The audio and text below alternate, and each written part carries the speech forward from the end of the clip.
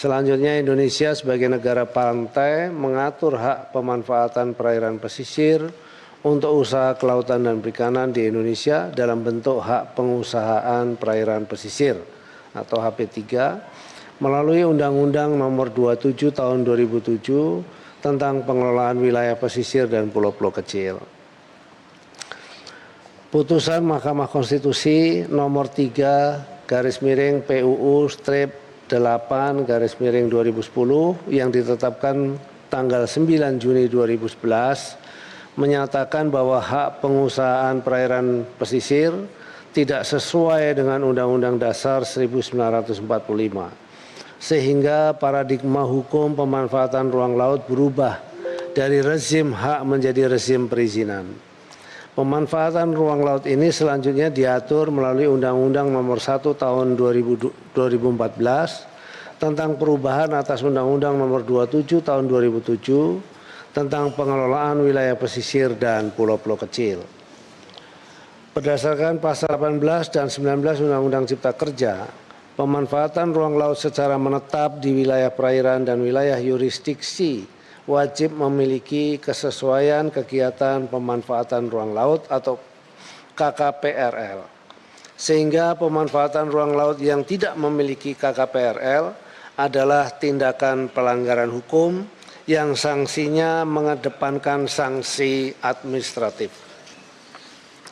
Dengan mempertimbangkan dasar hukum di atas, maka sesuai dengan tugas dan fungsi, Kementerian Kelautan Perikanan telah melakukan penyegelan kegiatan pemagaran laut di Tangerang, Banten pada tanggal 9 Januari 2025 dan Bekasi, Jawa Barat pada tanggal 15 Januari 2025 karena tidak memiliki KKPRL.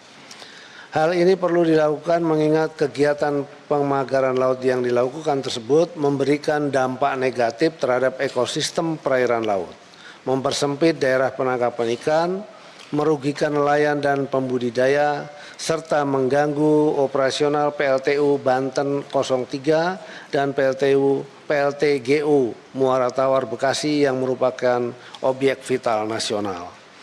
Selanjutnya pada hari Rabu 22 Januari 2025 telah dilakukan pembongkaran pagar laut di Tangerang, Banten kurang lebih sepanjang 5 km yang melibatkan berbagai instansi dan masyarakat nelayan dan akan dilanjutkan hingga selesai sepanjang 30 km.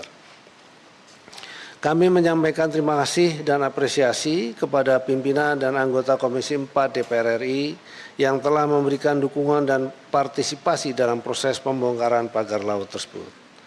Sebagai solusi penyelesaian permasalahan, maka tindak lanjut yang akan dilakukan Kementerian Kelautan Perikanan adalah yang pertama, melanjutkan proses investigasi dan pemeriksaan terhadap pembangunan pagar laut yang telah dilakukan penyegelan oleh Polsus KKP sesuai dengan peraturan yang berlaku. Yang kedua, konsolidasi dan koordinasi dengan kementerian atau lembaga dan pemerintah daerah untuk pengendalian pemanfaatan ruang laut secara nasional mengacu kepada peraturan perundang-undangan yang berlaku. Ibu Ketua dan Wakil Ketua, para anggota Komisi 4 DPR RI yang saya hormati, kami menyadari bahwa saat ini KKP masih memiliki kelemahan dalam pengawasan pemanfaatan ruang laut. Akibat adanya keterbatasan sarana prasarana dan dukungan operasional yang membutuhkan penguatan anggaran, serta penguatan tugas, fungsi dan tanggung jawab Kementerian Kelautan Perikanan melalui revisi Undang-Undang Kelautan. Demikian yang dapat kami sampaikan pada rapat kerja kali ini. Selanjutnya kami mohon saran, masukan, dan dukungan dari Komisi 4 DPR RI untuk upaya perbaikan pelaksanaan program dan kegiatan pembangunan kelautan dan perikanan. Terima kasih. Wabillahi taufiq wal hidayah. Wassalamualaikum warahmatullahi wabarakatuh. Om Santi Santi Santi Om.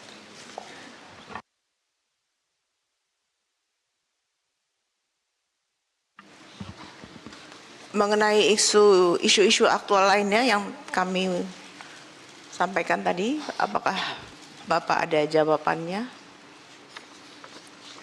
Ibu. Iya. Jadi ada 5 poin tadi. dengan temuan SHGB seluas 656 hektar di perairan Sidoarjo.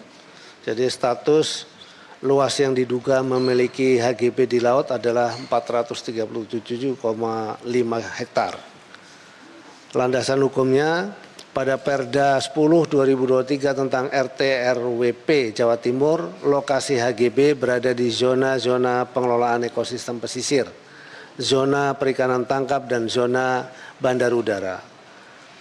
Pada Perpres 66/2022 tentang RTR KSN Gerbang Kertosusila, lokasi HGB berada pada zona RD. Yang ketiga, fakta lapangan, kondisi existing berupa perairan, HGB terindikasi di bawah penguasaan PT Surya Inti Permata dan PT Semeru Cemerlang. HGB terbit tahun 1996 dan berakhir 2026. Tindakan yang dilakukan oleh KKP telah melakukan identifikasi melalui desk studi, analisis garis pantai dengan mengacu Perda 10 tahun 2023. Rencana tindak lanjut, KKP berkoordinasi dengan Kementerian ATR BPN dan pemerintah daerah Provinsi Jawa Timur untuk melakukan verifikasi lapangan secara bersama.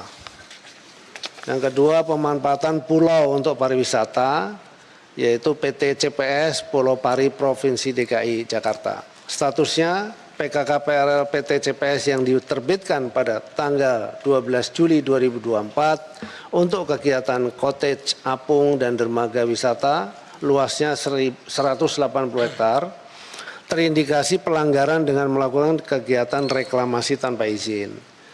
Kegiatan pengerukan menggunakan alat berat yang viral di Pulau Pari dilakukan oleh PT CPS di dalam area KKPRL terbit.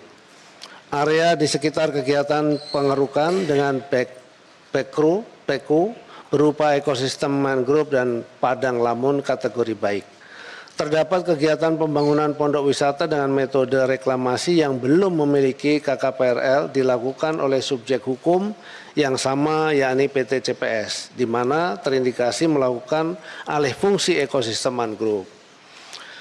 Landasan hukum, indikasi melanggar Undang-Undang Nomor 27 Tahun 2007 tentang pengelolaan wilayah pesisir dan pulau-pulau kecil sebagaimana telah diubah terakhir dengan Undang-Undang Nomor 6 Tahun 2023 tentang penetapan PP pengganti Undang-Undang Nomor 2 Tahun 2022 tentang Cipta Kerja yang menyatakan bahwa seluruh kegiatan pemanfaatan ruang di laut yang dilakukan secara menetap lebih dari 30 hari harus memiliki izin pemanfaatan ruang laut berupa persetujuan kesesuaian kegiatan pemanfaatan ruang laut atau PKKPRL dari Menteri Kelautan dan Perikanan. Jelajahi cara baru mendapatkan informasi. Download Metro TV Extend sekarang.